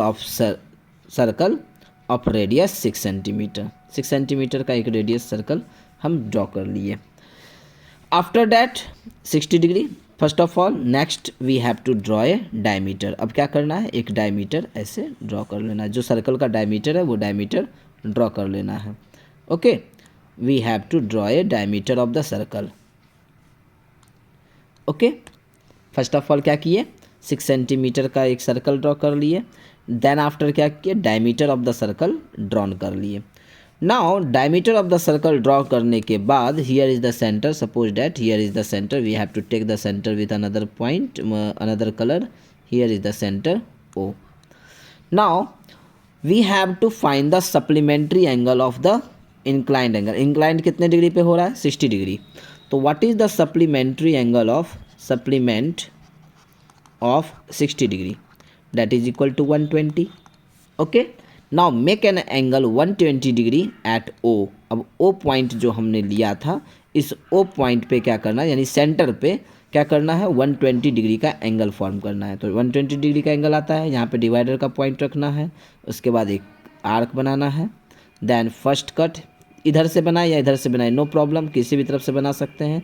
suppose that if we taking 60 degree, first cut 60 degree and another cut your 120. After making 120 you just join it. This one is 120 degree angle form कर लिए. Okay, this is your 120 degree angle. This one का 120 degree angle. After that we are getting 2 point. Here is the point, here is the point, one point is here A and here is the point B. now make an angle 90 degree at B. अब B पे क्या करना है, तो एक 90 degree का angle form करना है. we know how to draw 90 degree angle. सबसे पहले एक आर्क बनाना है. the first cut 60, 120 and one cut from 60, another cut from 90 and just we draw a right angle here. okay, now similarly we have to draw a 90 degree at A. फिर क्या करना है, ए पे 90 degree का angle बनाना है. तो another we have to draw an arc. The first cut 60, another cut 120, then after we got the 90 degree angle at A. दोनों को आगे बढ़ाना है. जिस पॉइंट पे ये दोनों एक दूसरे को क्या करता है, इंटरसेक्ट करता है, this is the point, sorry, जहाँ पे एक दूसरे को कट किया, this is the point your P, जहाँ से पेयर ऑफ टेंजेंट ड्रॉ हो गया, और that is your 60 degree angle. बोले कैसे सर 60 डिग्री क्यों हुआ, because here is the angle 90 degree, here is the angle 90 degree. तो we know that cyclic quadrilateral, in a cyclic quadrilateral if the sum of opposite angle is 180 degree, दो opposite angle का sum 180 degree है, तो ये क्या बन गया, cyclic quadrilateral. When the sum of this angle is 180 degree, तो उसी तरह से 120 और 60 का भी सम कितना होगा, 180. तो ये जब 120 है तो ऑटोमेटिक ये कितना बन जाएगा, 60 डिग्री. तो such pair of tangent is drawn at inclined 60 degree. This is the very important question, बहुत ही इंपॉर्टेंट क्वेश्चन है ये एग्ज़ाम के लिए. ठीक है, इसको एकदम अच्छे से कर लेना 2 बार 3 बार, क्योंकि ये क्वेश्चन आ सकता है, इसकी संभावना बहुत ज़्यादा है कि ये क्वेश्चन एग्ज़ाम में पूछा जा सकता है. ओके, तो कैसे बनाना है समझ में आ गया. सबसे पहले एक सर्कल ड्रॉ कर लेना है 6 सेंटीमीटर रेडियस का 6 सेंटीमीटर सर्कल ड्रॉ कर लिए. डायमीटर ड्रॉ कर देना है, डायमीटर ड्रॉ कर लिए. आफ्टर दैट पॉइंट O पे जितना डिग्री का एंगल पे बोलेगा ना इंक्लाइन करने, अगर 60 डिग्री बोल रहा है तो 60 का सप्लीमेंट ले लेंगे. If there is question 45 degree तो 45 डिग्री का सप्लीमेंट लेंगे. तो सप्लीमेंट ऑफ 60 डिग्री 120. अब इस पॉइंट पे क्या कर देना, सेंटर पे 120 का एंगल बनाना है. तो 120 बनाने आता है. अगर सपोज करो इधर से अगर हम 60 लेते, वन कट करते 120, तो हमको इधर का यानी टेंजेंट इधर आ जाता. तो प्रॉब्लम कहीं नहीं है, किधर भी ले सकते हैं, नो प्रॉब्लम.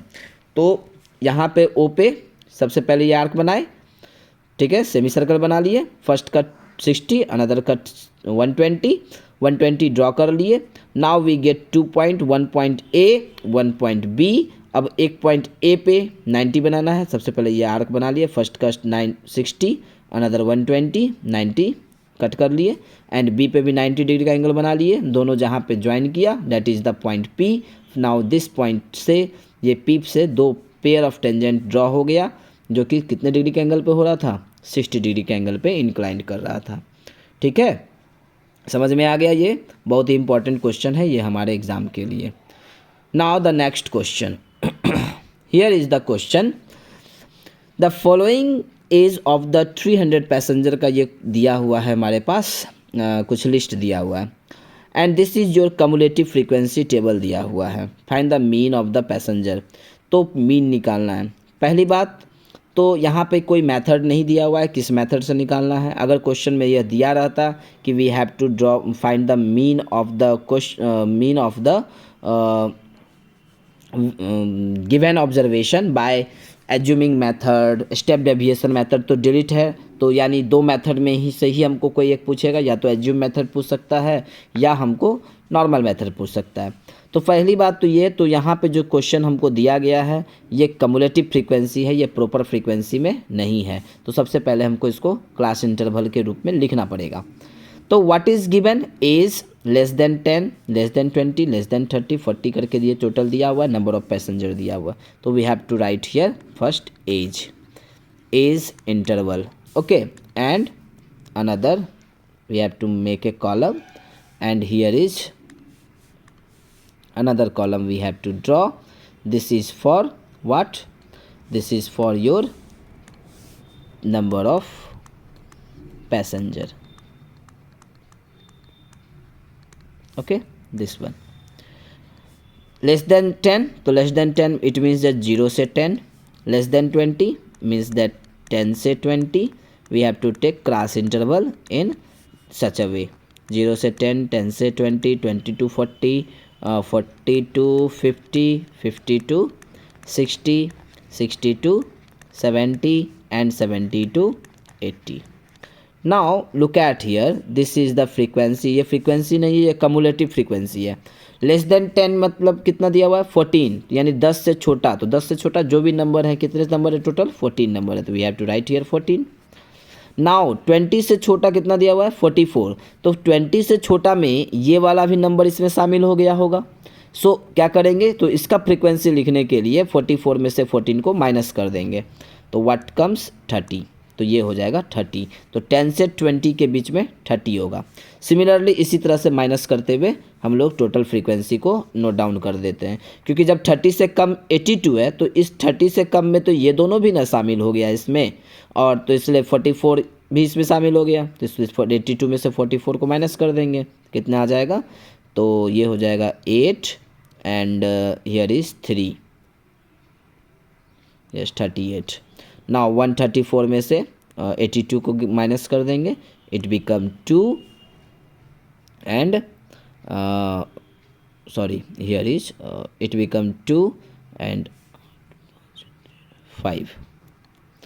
नाउ 184 में से 34 को माइनस करो, इट बिकम 0 एंड 5, 50। नाउ 245 में से 184 माइनस, तो 245 में से 184 को माइनस कर दिए, it become 1 and 6, yes 6, okay। Here is next one is 2, 4, 42, and another is your 13, this become, okay। This is the frequency which is appropriate frequency जो कि दिया हुआ है।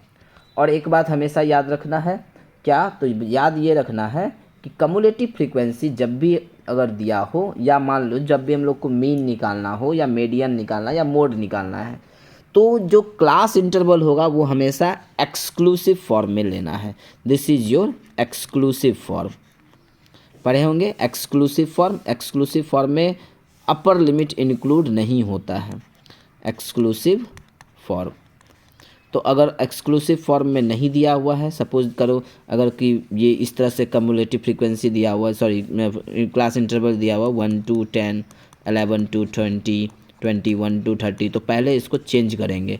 0.5 लोअर लिमिट में से माइनस करेंगे तो इट बिकम 1 में से 0.5 माइनस करेंगे तो 0.5 हो जाएगा, एंड 0.5 अपर लिमिट में ऐड करेंगे तो इट बिकम 10.5। सिमिलरली 0.5 इसमें माइनस किए, इट बिकम 10.5, एंड 20 में 25 ऐड कर देंगे, इट बिकम 25। इस तरह से पहले हम लोग क्लास इंटरवल लिख लेंगे, then after we have to solve the question. Okay, तो जब भी हम लोग क्वेश्चन फॉर्म बनाएंगे तो ध्यान रखेंगे कि वो एक्सक्लूसिव फॉर्म में होना चाहिए, इंक्लूसिव फॉर्म में नहीं होना चाहिए। आफ्टर दैट जब हम लोग इसको निकालने के बाद क्या करना है, तो अब हम लोग निकालते हैं क्लास मार्क। ठीक है, क्लास मार्क निकालेंगे। तो क्लास मार्क कैसे निकलता है तो पता होगा, क्लास मार्क क्या होता है, that is upper limit plus lower limit by 2। Upper limit plus lower limit by 2, this is your class mark. And class mark is denoted by, किससे डिनोट करते हैं क्लास मार्क को, तो हम लोग डिनोट करते हैं इसको xi से। तो we have to find the xi। तो xi कैसे निकलेगा, upper limit plus lower limit by 2, तो 0 + 10 by 2 तो it become 5, 20 + 10 by 2 it become 15। We have to just make a column ताकि बनाने में आसान हो जाए, गलती ना हो। Here is we have to draw. Okay. Now write down the xi. So 20 + 30 by 2 it is 25, it become 35, it become 45, now it is 55, this becomes 65, and here is 75। 10 add करते चले गए तो इस तरह से हमको क्या मिल गया, ये xi का वैल्यू पता चल गया। Now we have to find fi into xi। तो fi into xi, here is this one is your fi and this one is your xi। 14 into 5 it is 70। Now 30 into 15 तो it is 450। Now 25 into 38 into, that is 38 into 25, we got 950। 38 into 25 it is 950। then after we have to find 52 into here is 35, we got 1820, here is 1820। now next one is your 50 into 45 and we got 2250, 2250। then after 61 into 55, that is equal to 3355। okay, now next one is 42 into 65, we got 2730। and next one is 13 into 75 and we got 975। Now what we have to do, अब ये तो निकल गया, तो mean का जो formula होता है, mean is equal to sum of fi xi by total sum of fi। What we have to do, तो इन सब को हम लोग क्या करेंगे, ऐड करेंगे। तो कितना कितना दिया हुआ है, सबसे पहले 70, we have to add them, it is 70 plus 450 plus 950 plus 1820 plus 2250, then after plus 3355, then plus 2730 plus 975, total we got 12600।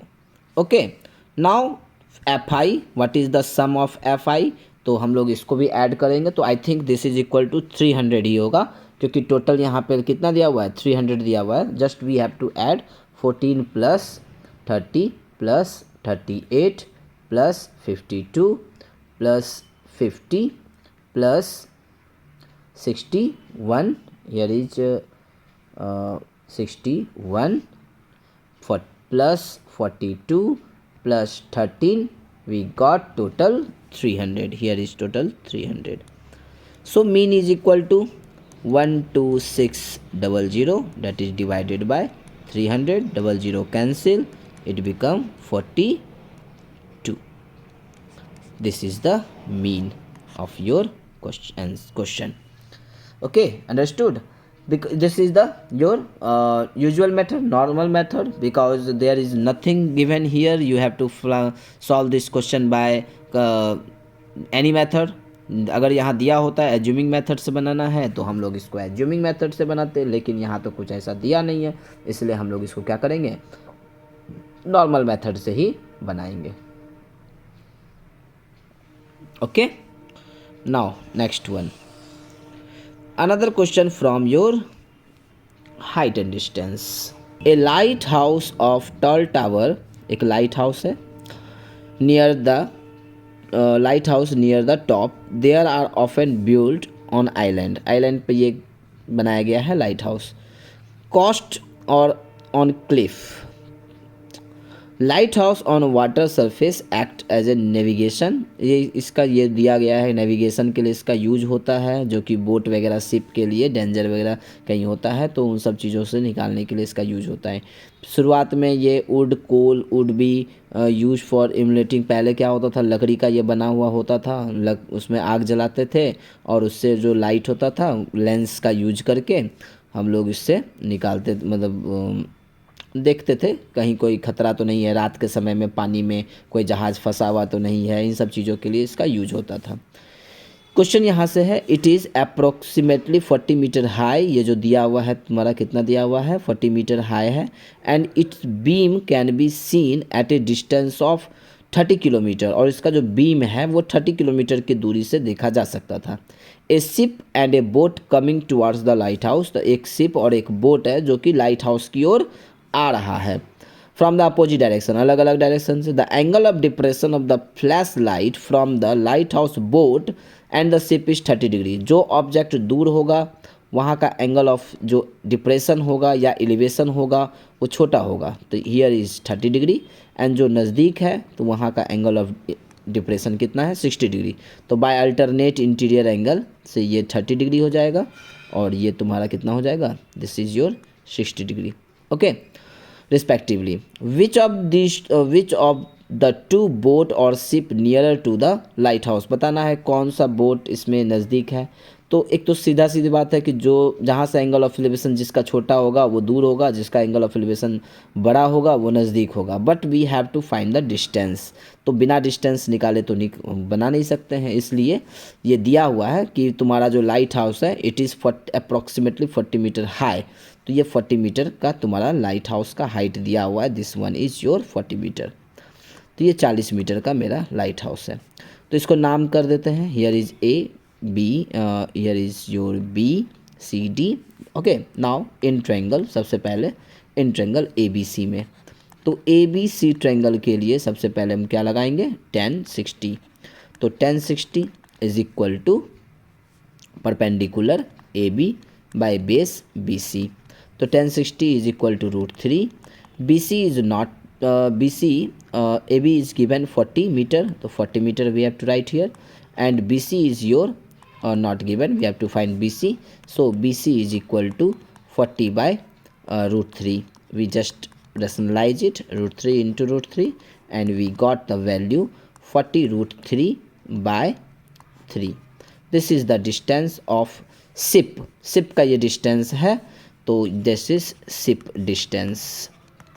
Okay, now in triangle A B D में we have to apply 1030. 1030 is equal to A B by B D. 1030 का value होता है 1/√3 and A B is given your 40 and B D is not given, so we have to find the B D. B D is equal to 40 √3 metre. Seriously B D is greater than B C. So which ship ship is nearer to the lighthouse. तो ये light house से क्या है, तुम्हारा ज़्यादा नज़दीक है. Okay, now the find find now next question is what, find its distance from the lighthouse. तो दोनों का डिस्टेंस तो निकाल दिए, को किन का डिस्टेंस, एक का डिस्टेंस 40√3/3 है and you can put the value of √3, otherwise ऐसे भी छोड़ सकते हो, no problem. Find the time taken by the boat to reach the lighthouse if it is moving at the rate of 20 km/h। अब distance तो किसका निकालना है, बोट का। तो डिस्टेंस कितना हो गया बोट का, बोट का डिस्टेंस है इट इज़ 40√3 मीटर, है ना, क्योंकि ये 40 मीटर ही तुम्हारा लाइट हाउस का हाइट है।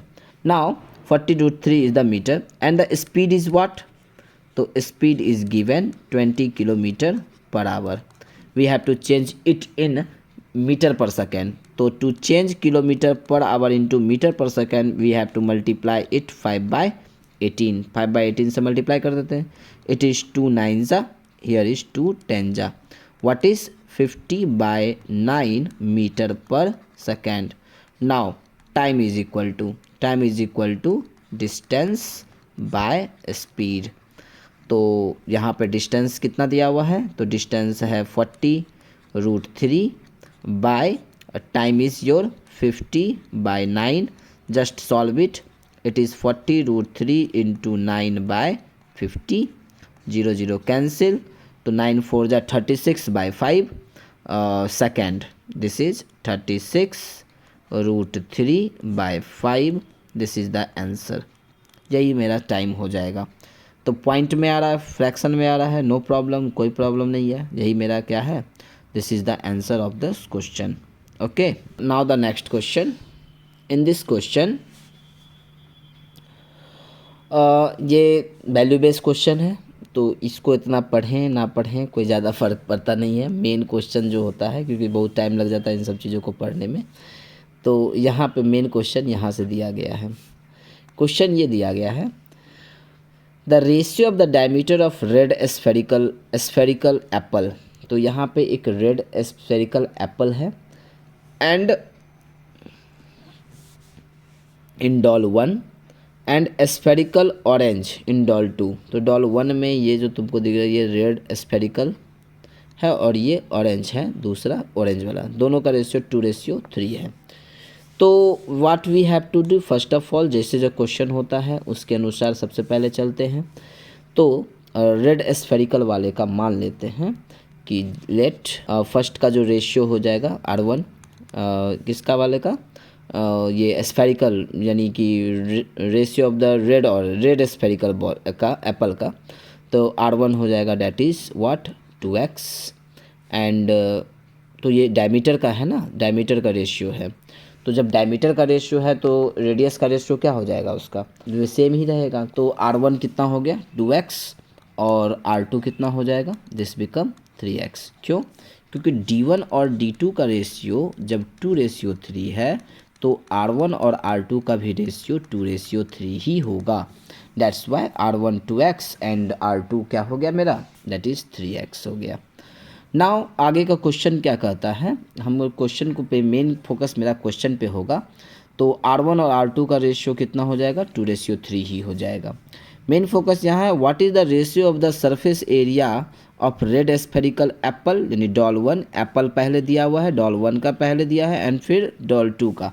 तो पहला जो ए जो मेरा कहता है, हमको क्या कह रहा है, तो पहला ए ये कह रहा है कि दोनों के सरफेस एरिया का रेशियो निकालो। तो जो पहला वाला जो है तुम्हारा एप्पल का सरफेस एरिया क्या हो जाएगा, यानी कि surface area of apple date by surface area of orange. तो सरफेस एरिया का फॉर्मूला होता है पाई 4 पाई, तो it become 4 pi R1 square. ठीक है, तो इसको क्या लिख देंगे, 4 पाई R1 का स्क्वायर बाय 4 पाई R2 का square. 4 pi cancel, that is R1 कितना था, that is 2x whole square by R2 को कितना माने थे हम लोग, 3x का whole square. It become 4x square by 9x square, x square cancel, so ratio कितना आ गया, तो ratio is equal to 4:9। This is the solution of the first question. Now आगे जो फिर आगे का हम लोग पढ़ते हैं फिर ये डॉल 3 और डॉल 4 के बारे में दिया गया है। The spherical head touch the, अब देखो यहाँ पे क्या दिया गया है, इन डॉल 3 जो है इसके बारे में दिया है कि मेल डॉल है जो कि ब्लू कलर का है, ये ब्लू कलर का सिलेंड्रिकल पोर्शन है, एंड स्फेरिकल हेड, और इसका जो हेड है ये किस पोर्शन का है, ये स्फेरिकल है। Height cylindrical ball is 3 centimetre, क्या दिया गया है, the radius of the both, इन दोनों का जो रेडियस है, बी पोर्शन पे आ गए हम लोग। बी पोर्शन में रेडियस कितना दिया गया है, तो ये 3 सेंटीमीटर दिया गया है, and the height of the cylindrical is 8, और हाइट कितना दिया गया है, 8 सेंटीमीटर दिया गया है। बेस्ड ऑन दिस वन क्या कहता है, the blue doll 3 is melt किया गया, and it clay is use to make a cylindrical doll 4, और इसी को मेल्ट करके डॉल 4 बनाया गया है। If the radius of the drum is also, ये जो ड्रम है, ये जो ड्रम बनाया गया, this one is the drum, ठीक है, डॉल 4 का जो ड्रम है ये बनाया गया है। तो radius of the drum is given 3 centimetre, तो radius of drum that is 3 centimetre, we have to find height of drum क्या होगा ये निकालना है। तो इसका मतलब ये हुआ कि वॉल्यूम ऑफ डॉल 3, क्योंकि डॉल 3 को ही मतलब दोबारा बनाया गया है मेल्ट करके, that is equal to volume of drum. दोनों सिलेंडर है, so we can say that volume of doll 3, तो डॉल 3 के वॉल्यूम में हमको क्या मिलेगा, तो इसके वॉल्यूम में आएगा volume of sphere plus volume of cylinder, ठीक है, is equal to volume of drum, जो ड्रम मेरा सिलेंडर है उसके अनुसार। तो वॉल्यूम ऑफ स्फीयर क्या होता है, तो that is 4/3 pi R cube, plus cylinder का वॉल्यूम क्या होता है, that is pi are square H, is equal to drum का रेडियस दिया, दैट इज R1 का स्क्वायर कर देते हैं और हाइट को H1 ले लेते हैं इसके लिए, ड्रम के लिए, ठीक है। इन दोनों में कॉमन क्या दिख रहा है, तो पाई आर स्क्वायर कॉमन है, कॉमन ले लिए, तो यहाँ क्या बच गया, that is 4/3 R plus H is equal to pi R1 का square into H1। Now look at here, pi को कैंसिल पहले कर दो, ये आर नहीं कैंसिल होगा क्योंकि दोनों के लिए रेडियस अलग अलग है, अगर सेम रेडियस होगा तो कट जाएगा, अदरवाइज अभी फ़िलहाल वही रखेंगे। तो here is r that is 3 का square, 4/3 into R, this r is what, तो ये मेरे लिए r कितना था 3, plus height of doll is given that is 8, तो here is 8 is equal to, here is r that is 3 का square into h, 3 square cancel हो गया, this 3 cancel, that is 4 into 8 plus 8 is equal to h, so h is equal to, that is h1, so h1 is equal to 12 centimeter, so we got the value of h is equal to 12, so we can say that height of drum is equal to 12 centimeter. This is your last question, तो ये हो गया complete, this is question, सारे question हो गए। आई hope कि ये सारा क्वेश्चन आपको समझ में आ गया होगा। फार्मूला ज़रूर याद करें, फार्मूला याद रहेगा तो सवाल बनाने में काफ़ी आसानी होगा। तो आई होप कि ये समझ में आ गया होगा। तो वेरी थैंक यू।